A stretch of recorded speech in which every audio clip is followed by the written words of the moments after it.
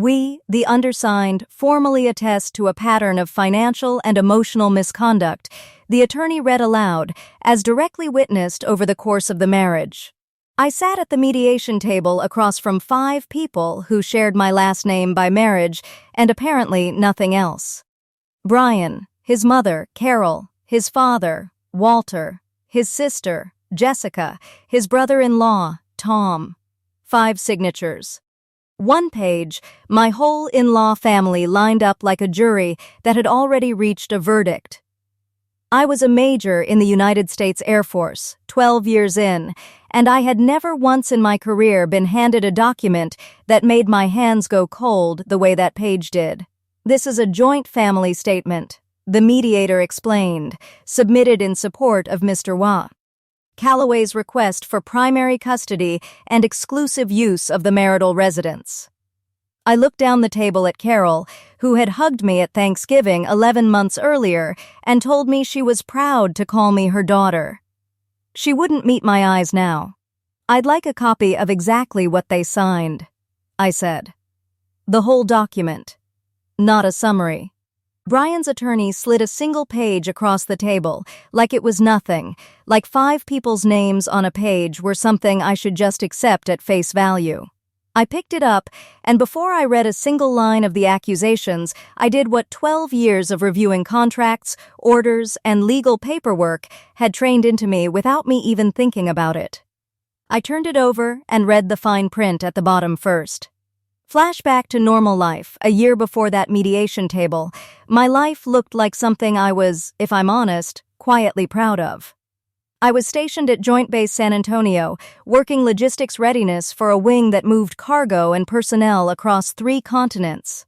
I'd been selected early for Major, ahead of my peer group, and my squadron commander had pulled me aside to tell me my name was already being mentioned for command track. At home, I was the one who remembered our son Caleb's asthma inhaler refill dates, who set up the recurring vet appointments for our old beagle, Winston, who kept a shared calendar Brian never opened, but always assumed existed anyway. Brian worked for his father's contracting business, and somewhere in the last 2 years, the small comments had started. Carol asking, gently but not gently, whether Caleb missed having his mother around more. Walter joking that military wives used to actually stay home. Jessica posting things on social media about real family values that always seemed to go up right after I'd come back from a training rotation. None of it was ever said directly to my face in a way I could point to and call cruel. It was smaller than that. A joke here. A sigh there. A silence when I walked into a room that hadn't been silent a second before. The one person in that family who never did it was Jessica's husband, Tom, and even he mostly just stayed quiet, which in hindsight I should have paid closer attention to. My actual support system was my friend and fellow officer, Captain Renee Ford, who I'd flown with on 2 deployments and trusted with things I didn't trust anyone else with, including most of my own family. They've been unusually quiet at dinners lately, Renee told me, about 6 weeks before the mediation. Not fighting quiet. Planning quiet. I told her she was reading too much into it. That same week, Brian suggested we reset go to counseling together, really try. He even booked the first session himself, which he'd never done before. I remember thinking, for the first time in months, that maybe things could actually get better. I didn't know yet that the counseling suggestion wasn't the beginning of anything. It was cover, timed to make everything that came after look like it hadn't been planned in advance. The ambush, the mediation, had been scheduled with less than a week's notice, which should have told me something on its own. I walked in thinking we were discussing a temporary parenting schedule while I finished out a training assignment. What I walked into was a room where every person related to my husband by blood or marriage had already agreed on a version of me that didn't exist. Brian's attorney opened with the family statement, describing it as a united voice from people who know Major Calloway best. The accusations were specific enough to sound credible and vague enough to never actually be checkable. That I had controlled the family finances to Brian's exclusion. that I had been physically absent for the majority of Caleb's early development, that I had prioritized rank advancement over the well-being of the household. Carol spoke first, her voice trembling in a way that read, to anyone who didn't know her, like grief. "I've watched my son struggle alone for years," she said. "I couldn't stay silent anymore." Walter nodded along like a man agreeing with a sermon he'd already written himself. Jessica didn't say much, just kept her eyes on the table, which somehow felt worse than if she'd spoken at all. "I've never once excluded Brian from our finances," I said. "We have a joint account. He has the login. He's had it for 9 years. Perception matters," Brian's attorney said, "and 5 family members have now put their names to a shared perception." I looked at the page again, at 5 signatures under a single paragraph of accusations none of them had personally witnessed in the specific way the paragraph claimed, and I felt something settle in me that wasn't panic anymore. It was closer to recognition. I'd read enough legal documents in my career to know that a shared perception and a sworn statement are not remotely the same thing. And somebody in that room had been counting on nobody noticing the difference. "I'd like this entered as an exhibit," I said, "and I'd like a continuance to have it reviewed by legal counsel before we discuss custody terms." The mediator glanced at Brian's attorney, who shrugged like the outcome was already decided. "That's your right," he said in a tone that suggested he didn't think it would matter. The authority figure's entrance, the continuance, gave me 4 days, and I used every one of them. My installation's legal assistance office connected me with Lieutenant Colonel Diane Whitaker, a JAG officer who specialized in family law matters affecting service members. She wasn't there to argue a motion. She was there because the statement, once submitted as evidence, fell under standards she could evaluate line by line. She read the family statement twice before she said a single word, then set it down flat on the table between us. "Before we talk about what it says," she told me, "I want to talk about what it certifies." "Read the block at the bottom, out loud, for me." I read it. "The undersigned certify that the statements above are made based on direct, personal, first-hand knowledge, and are offered under penalty of perjury for use in a formal legal proceeding." Now, she said, "I want you to think about each signer, one at a time. Carol, Walter, Jessica, Tom, which of them was in your home on a daily basis in a position to have direct, first-hand knowledge of your household finances or your parenting schedule?" "None of them," I said slowly. "Carol lives 40 minutes away. Walter's at the business 6 days a week. Jessica has her own kids and her own house. Tom's only ever been to our place for holidays. Then every claim in that document is second-hand at best," Lieutenant Colonel Whitaker said. "Which means either they signed something they knew wasn't accurate, or they signed something without reading what it actually certified them to. In a formal proceeding, neither of those is a small problem. One is a credibility issue, the other is a perjury issue." The room went quiet the way rooms do when someone points out something that was sitting in plain sight the whole time. "I'd also ask," she continued, "whether the document was notarized, and whether each signer received independent counsel advising them of what a sworn certification means before they signed. If the answer to either is no, opposing counsel built something that looks strong in a folder and falls apart under 5 minutes of cross-examination."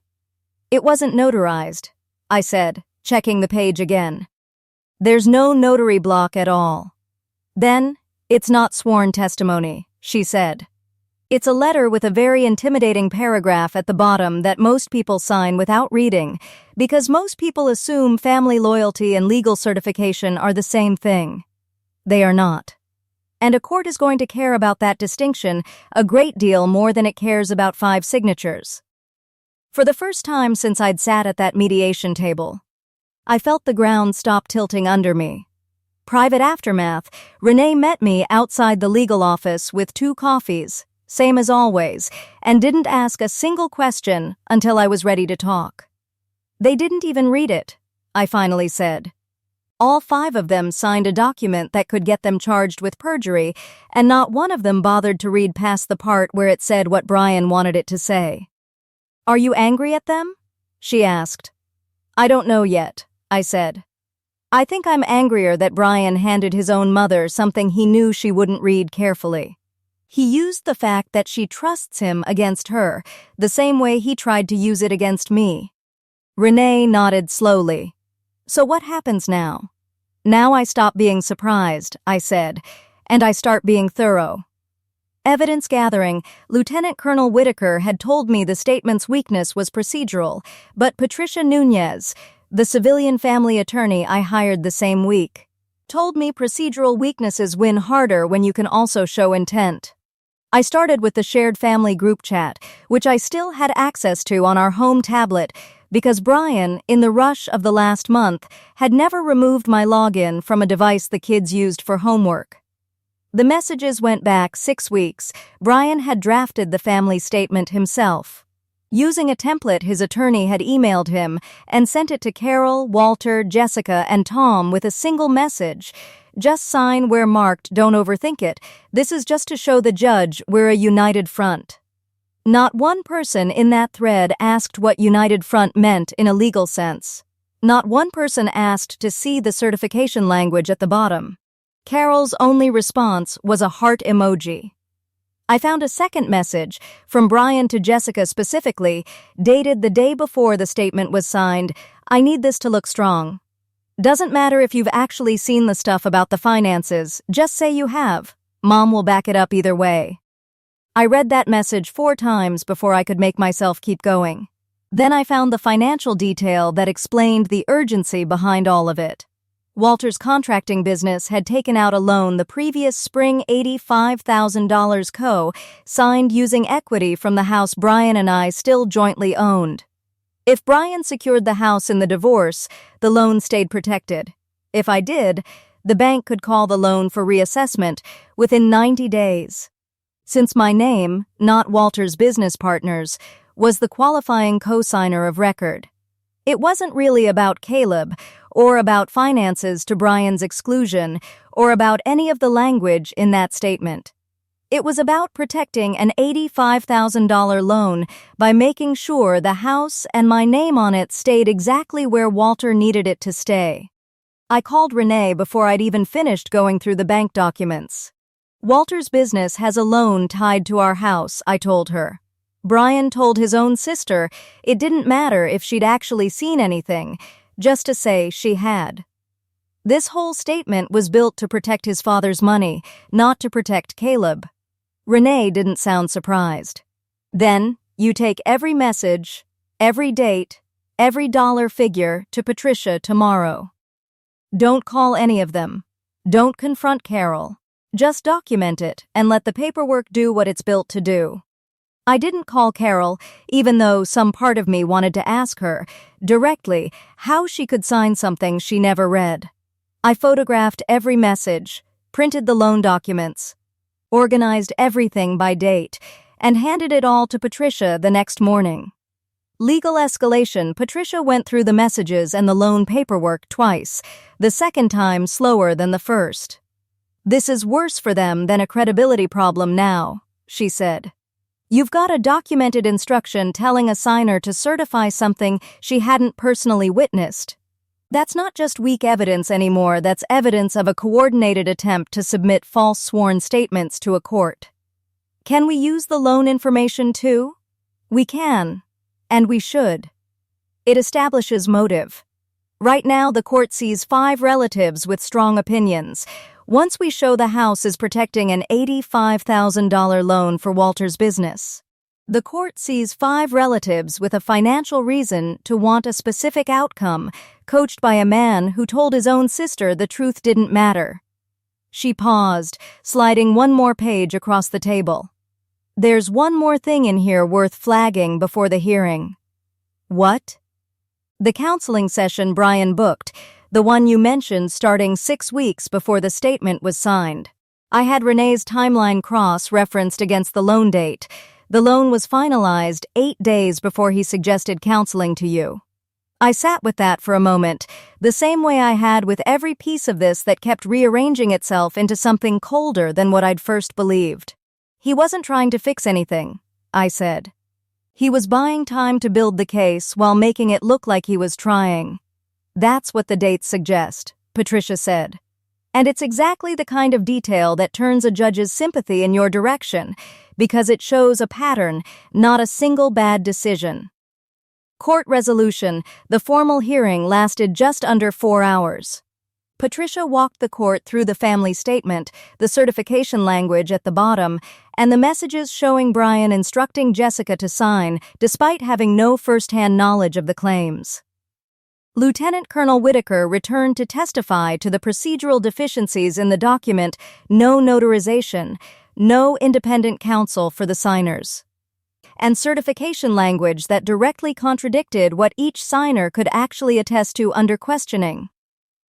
When the judge asked Carol, under oath, whether she had personally witnessed the financial exclusion described in the statement she'd signed, Carol was quiet for a long moment before answering.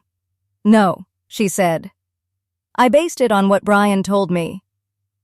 Walter gave a nearly identical answer. So did Tom. Jessica, when asked, simply said, "I should have read it more carefully." I didn't. The judge's ruling was direct. The family statement was stricken from the record as unreliable hearsay improperly certified as sworn testimony, and the court noted, for the record, that submitting a document falsely certified under penalty of perjury was a matter the court would be referring for further review, regardless of whether the signers had understood the language at the time. Custody remained primarily with me, with a standard visitation schedule for Brian, and the court ordered a separate financial disclosure regarding the loan tied to the marital residence. Walter left the courtroom without a word. Carol stayed seated for a long moment after everyone else had stood, staring at the empty space where the statement had been laid out on the evidence table. Like she was only now seeing, clearly, exactly what she'd put her name to. Redemption offer. It was Jessica who reached out first, 3 weeks later, not through Brian's attorney, but through a plain text message asking if we could talk. I almost didn't respond. Then I thought about Caleb's cousins, her kids, who I didn't want to lose over something their mother had signed without reading. "I'm not calling to make excuses," she said, when I finally agreed to meet her at a coffee shop instead of a courthouse. I signed something I never should have signed, and I told myself it was fine because Brian said it was fine. That's on me, not on him. "You told the court you should have read it more carefully," I said. That's a soft way to describe certifying things under oath that you knew you hadn't witnessed. "I know," she said, and didn't try to soften it further. "I'm not asking you to trust me with anything big right now. I just don't want Caleb to lose his cousins because I didn't read 4 sentences before I signed my name to them." I thought about how easy it would have been for her to stay quiet, the way Carol and Walter had, and let the silence do the work of avoiding accountability. "Supervised time, for now, at the park, on days I choose," I said. "No conversations about the case, ever, in front of the kids. If that stays consistent, we can talk about what comes next." Jessica nodded, and for the first time since the mediation table, she looked like someone who actually understood what she'd almost let happen. "That's more than fair," she said. It wasn't forgiveness for the whole family, and it wasn't going to be. Not yet. Maybe not ever for some of them. But it was 1 door left open instead of 5 closed at once, and I decided that was worth something.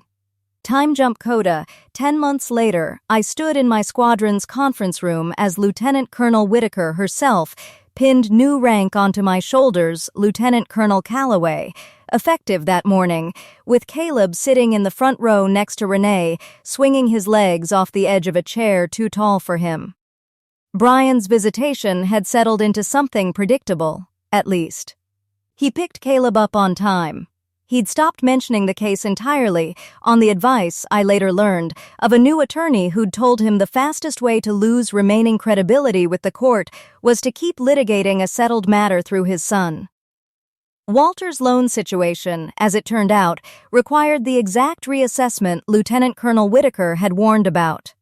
Once the marital home's ownership status was formally resolved in my favor, I didn't feel triumphant about it. I felt, mostly, like watching a consequence finally arrive at the address it had always been addressed to. Jessica kept her word. Supervised park visits became unsupervised ones by month 6. Carol sent a card for Caleb's birthday, unsigned by anyone else, with a short note that just said she was sorry and she hoped someday there'd be room to say more. I hadn't decided yet whether that room would open, but I'd stopped assuming it never could. Here's what that mediation table taught me. People will sign almost anything if you tell them it's just a formality, just a favor, just words that don't really matter. But words on a page under a certification line always matter, whether or not anyone bothers to read them first. I could have spent those months resenting every person who signed that statement without ever calling to ask me for my side. Instead, I let the fine print do what fine print is built to do, hold people to exactly what they agreed to, whether they meant to agree to it or not. Truth doesn't need you to be loud. It just needs you to read closely, stay patient, and let the details speak for themselves, one line at a time. If this one hit home, tell me in the comments. I read every single one. Subscribe if you want more stories like hers, and share this with someone who needs the reminder to always read what they're signing. I'll see you in the next one.